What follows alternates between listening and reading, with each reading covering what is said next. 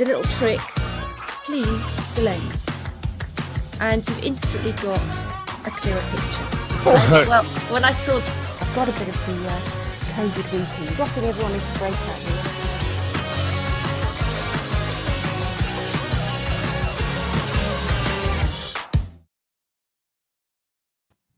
Hi, welcome to Be Video Confidence Show. And guess who I've got today?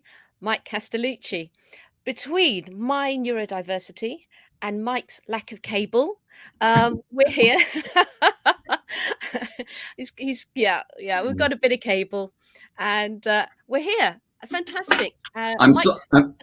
First of all, I'm sorry about the time thing. I apologize. I have my coffee. You guys don't drink coffee, right? It's all tea. Is that the generalization? Yeah.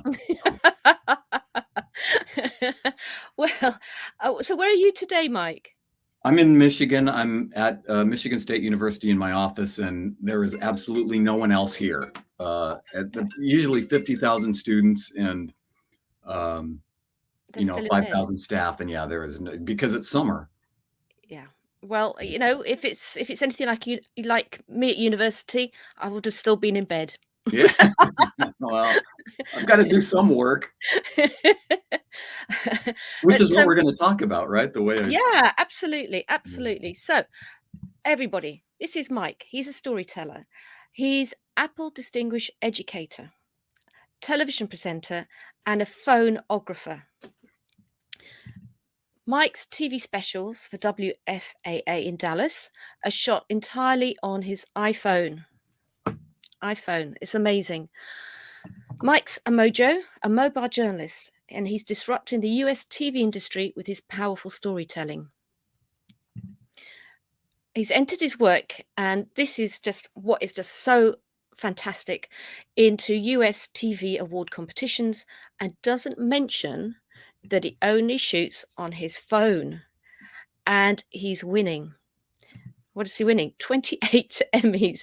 Is that right, Mike? 28? Yes, I think that's. Thank you. Yes, it is. Yes. You're very shy. You're always very shy about the number, but I dug it out. Well, thank you. Many Edward R. Murrow Awards. Yeah. 3 Best of Festival. Yep. That's right. Yep. And a Best of the Best National Award. Yeah. That's what at first, when I started doing these stories for WFAA, it became a thing. The anchor of the broadcast would say, and now here's Mike Castellucci with a story he shot only on his iPhone. And it was they brought in a graphic, and, it was a big thing, sort of like a gimmick.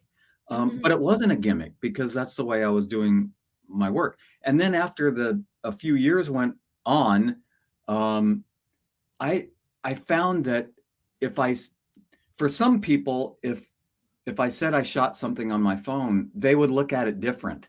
And so after a while, I stopped. With certain people, I stopped saying that I shot things on my phone, just so I could play on the same playing field as everyone else. And that's why I started entering Emmy competitions and Edward R. Murrow's, with my work along with everybody else's in the country. And,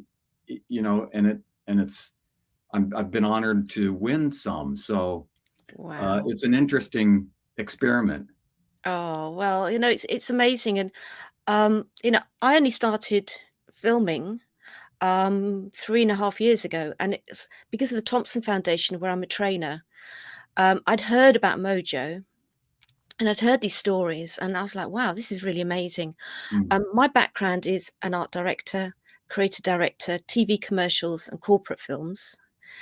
And so I'm used to having a crew, and I was focused on performance, getting a good performance, whether it's a kids commercial from kids or a lifestyle commercial, to make people look kind of relaxed and happy. And then suddenly I could use my phone, and it was like lady filming, because it wasn't this big thing that I was like, oh my God, and I did a graphic design course at, university. That's my degree. And I'd always been around photography, but I just couldn't do this the big thing. Mm. And I found this just a liberation, absolute liberation. And Mm. I really want to talk about that with you today, is about your kit, about your storytelling, um, but also about empathy and fun that that your films and your work does portray. Um, so, if we could talk about your kit, Uh, because I think it's pretty unique.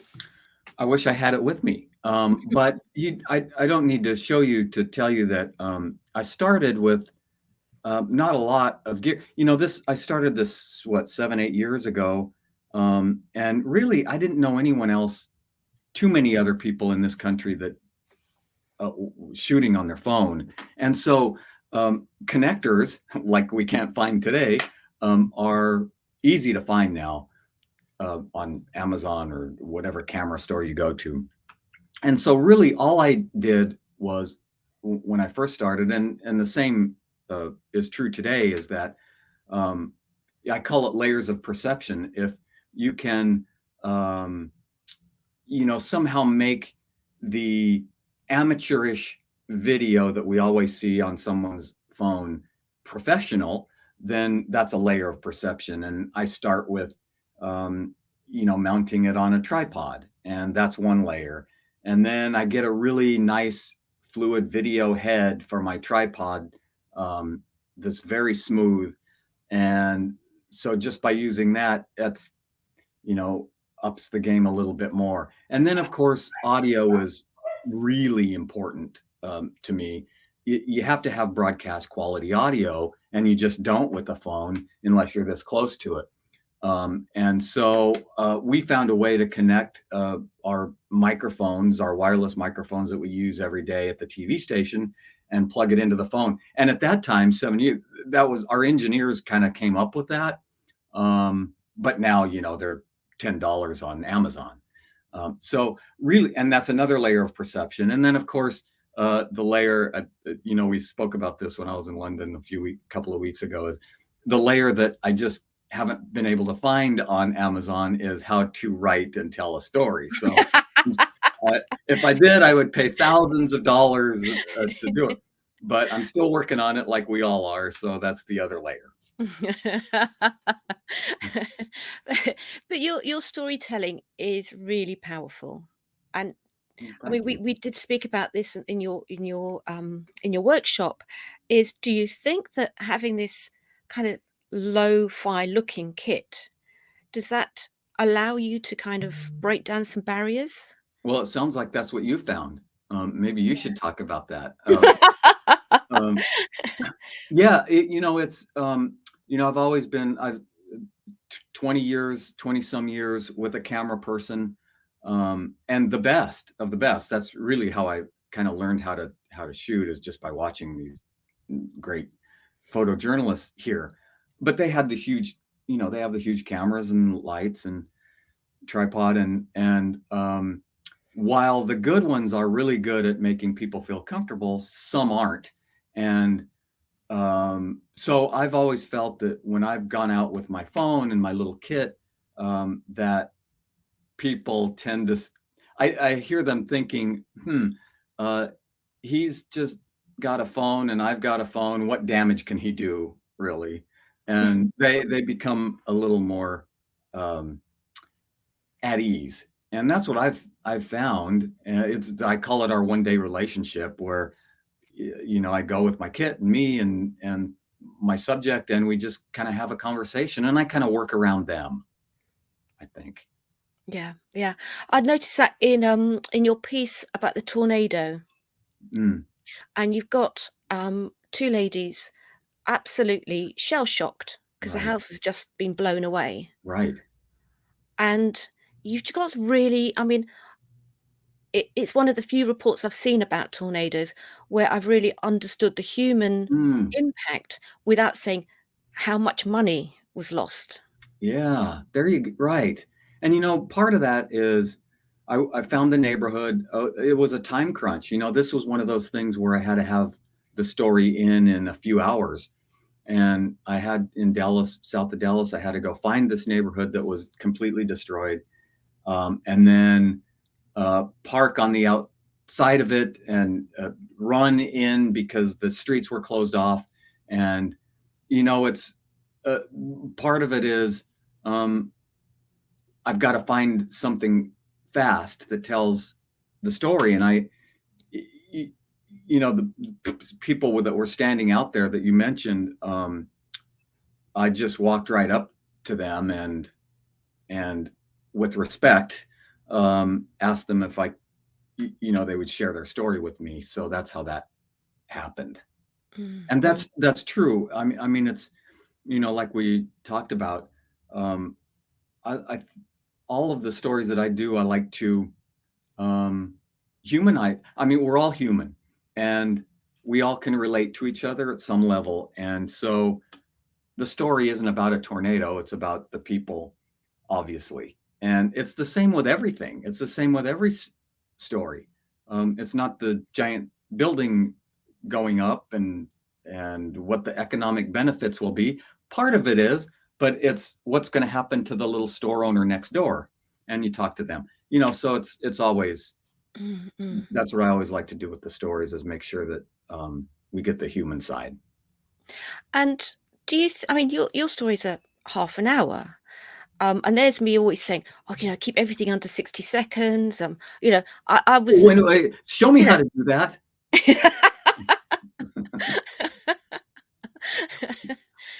But yours feel like they only last 60 seconds. Well, thanks. That's Yeah, so engrossing. well, some of them are, the shows are half an hour. I usually do individual stories. I'll do anywhere from 2.5 minutes to 3.5 to 5 minutes. And, I do feel that if, and I work with college students here, so I use them as focus groups sometimes. I always heard that college students, their attention span is 30 seconds. And, that's just not the case. It's 30 seconds if it's boring them. But if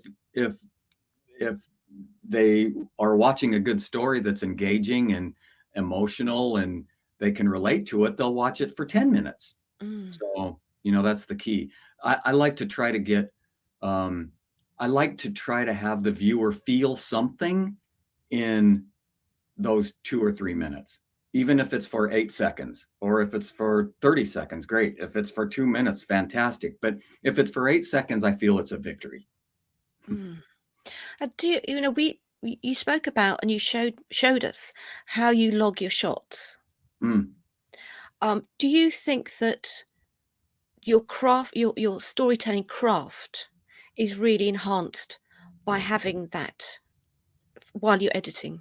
Yeah, boy, and people will fight me on this, reporters, because they don't have the time to go back and log the shots that they have shot, or the interviews that they got. They know, well, I did the interview, I know what they said, basically. Yeah, that's true.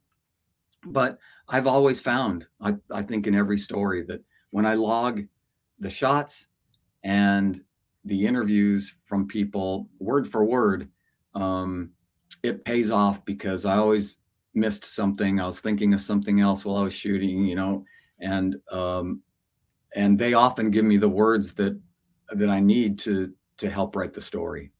Yeah, I mean, I found that to be really true when I've got an editor editing for me, and they log the shots just on the fly. And then I'll walk in, and I could swear that there was a little glance, and I swear, somewhere that would be somewhere. And they're like, "No, no, no, I've done, the shots are done, the shots are done." And I go, "No, no, no, we've really got to go back, got to find it." And then I go back to the rushes. I go through the rushes myself, and it's there. Yeah. And that's the little glance that just turns a story. Yeah. Yeah. Oh, absolutely. One of the best storytellers in this country, Steve Hartman, he'll say the same thing. He has a photographer shooting for him, but he's right there next to them. So, there's a reason why you wouldn't want to log anything in that regard as well. And they're under a time crunch. But I'll go back to this one story that he said, um, he went back and logged, and he saw that when he asked a certain question, the photographer had kind of zoomed in, and it wasn't um, intentional. It was the photographer was just rearranging his shot, but that rearranging came right at the instance where he asked a question, and the subject answered it perfectly, and it just worked, you know, Oh, and that shot wasn't in it, and he went back and put it in, and it was that more you know, emotional and engaging. Yeah, exactly. yeah, Mm. yeah, yeah. And that's the other important thing is to shoot. You shoot a lot. You don't just do one shot, one Yes. setup. And I'm actually talking for because I teach a Be Video Confident course, and I've got people who never ever have shot anything other Hmm. than and are nervous about it. And I actually say to people, you know, do it from another angle. Mix it up a bit. Mm. Um, and I think that's what comes naturally to a journalist is to have different Yeah. um, Well, angles. and sometimes they don't do that. But I tell them, so here's a good thing. If you've never shot any video, sit someone down that you're interviewing, and instead of just that shot and you ask questions for an hour and a half, um, ask one question Mm. and then turn off your phone and continue your conversation, but move. I call it shoot and move. So each question, move to a different angle. And that's, I use that in interviews, and I use that in shooting B-roll as well. I just keep in mind, shoot and move. So Wow. if you know, if um, I see students, and I'm sure you do too, and even journalists, because of time constrictions, or they just aren't creative enough or don't think about it, but they'll put the tripod down and shoot here, here, here, you know, all on the tripod right there, which is nice, but you know, that's not shooting and moving. So I just make sure that I shoot and move each shot. Yeah, and you've got a lovely wonderful example. The lady who's the cheerleader, Yes. and you were interviewing her about her husband, Yes. and you had that really low shot, and it was her Right. talking about her husband and his photograph. Yeah, she was just sitting at a table. She had some photographs around the table, but you know, you think of somebody sitting at a table and you just talk to them right at eye level, which is good to get. Um, but then I noticed that she was kind of looking down at the table in the photographs.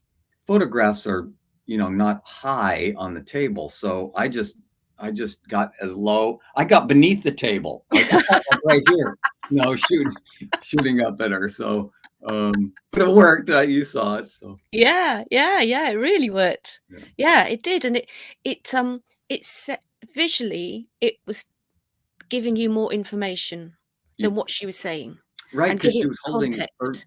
right, and she was looking at a little tiny picture. It was this big, but she was looking right at it. And when I got in between her and the picture, or Mm. on the other side of the picture, looking at her, it seemed to work. So Yeah, yeah, yeah. That sort of context is really powerful. yeah, thank you. Yeah, I really I really liked that film a lot because Mm, I get very upset about,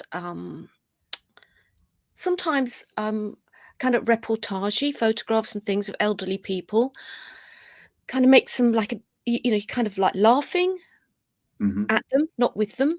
Hmm. And I just thought that your final shot, when she walks out of the school and the audio that you play, that you match with it, it I didn't feel that. I felt full of respect for her, Mm, full of admiration.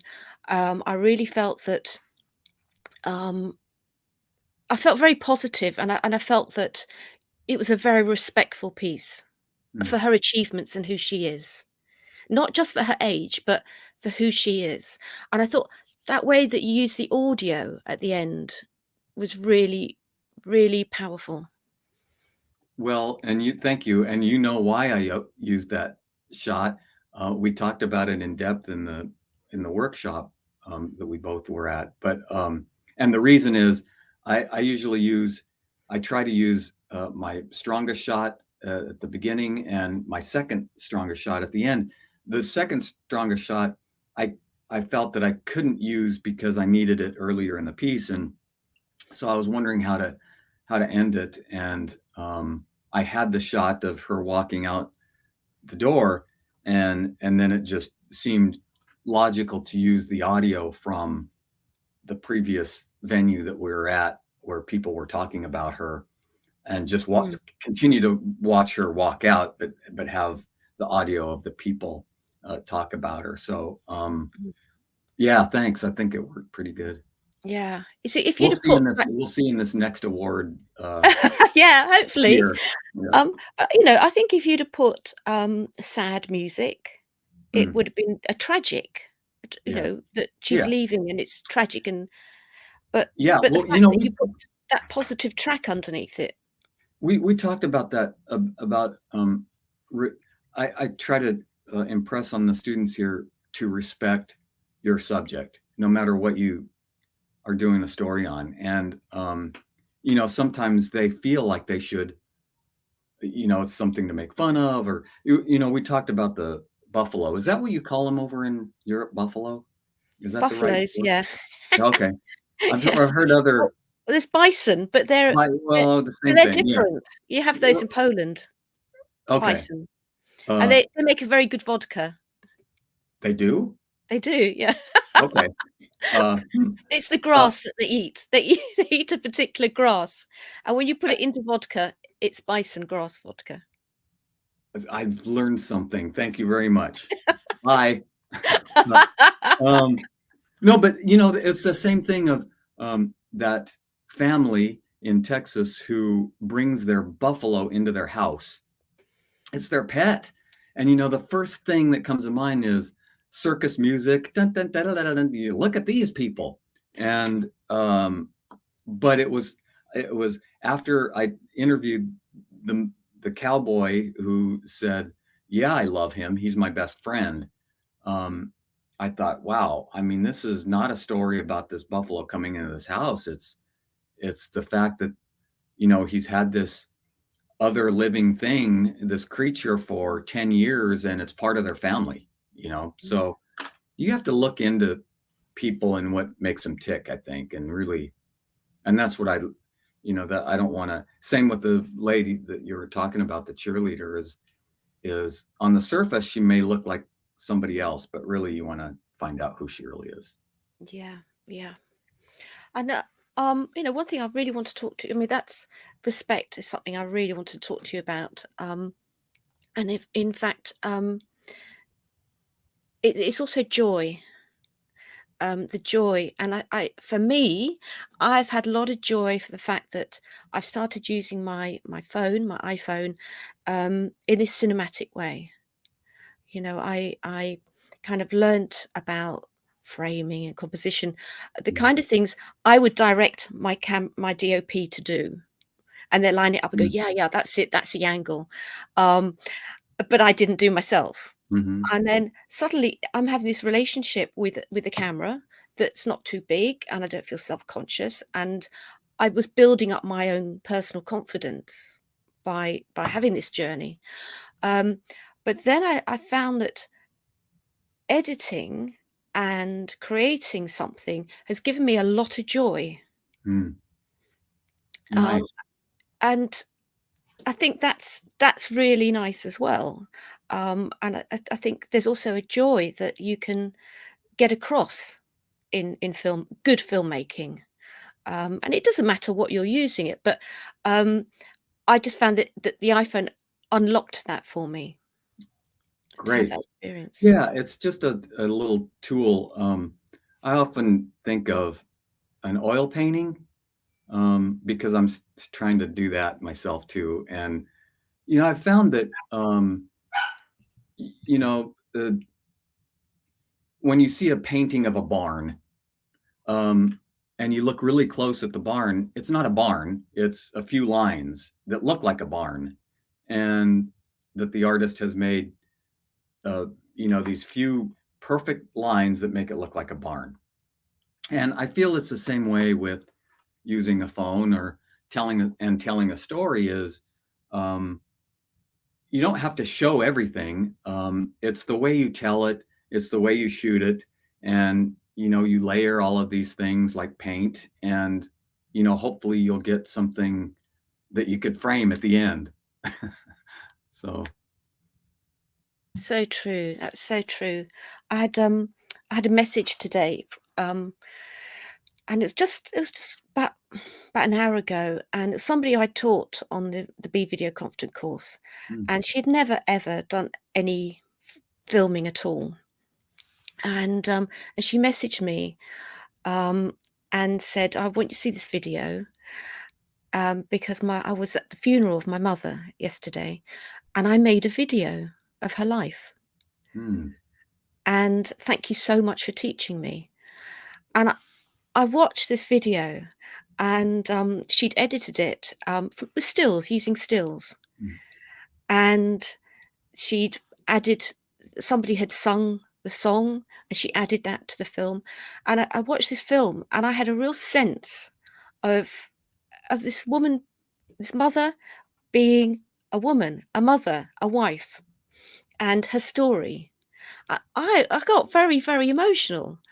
And she wrote to me, "Thank you so much for teaching me how to edit." Oh, wow, that's terrific. Wow. And, it's yeah, yeah, and it's that's what's very exciting about learning these skills. Yeah, and anybody can do it, right? I mean, she did it, and I think if you just know a little bit about shooting, and you work on it, and you know a little bit about editing, and you work on it, and you write the piece. If it's a narrated piece, all most of mine are. Obviously films and so forth are just first person um, generated, but yeah, I just you don't need to be um, a master. You just keep working at that, and you have found that it's liberating as well. Yeah, Yeah. yeah, yeah, yeah. Wow. So, top tips for people who already are filming. Now, I don't know if you could do your elastic band thing on air. Can you? This is a fantastic top tip. You're gonna have to. I don't even have a rubber. Not only do I not have a connector for this, I don't have my You know, rubber elastic band. I band, don't have anything. rubber You know band. what happened is here's an excuse. I went to London, and everything is scattered all about. So I don't know where anything is yet. I'm back here, but my rubber band trick, yeah.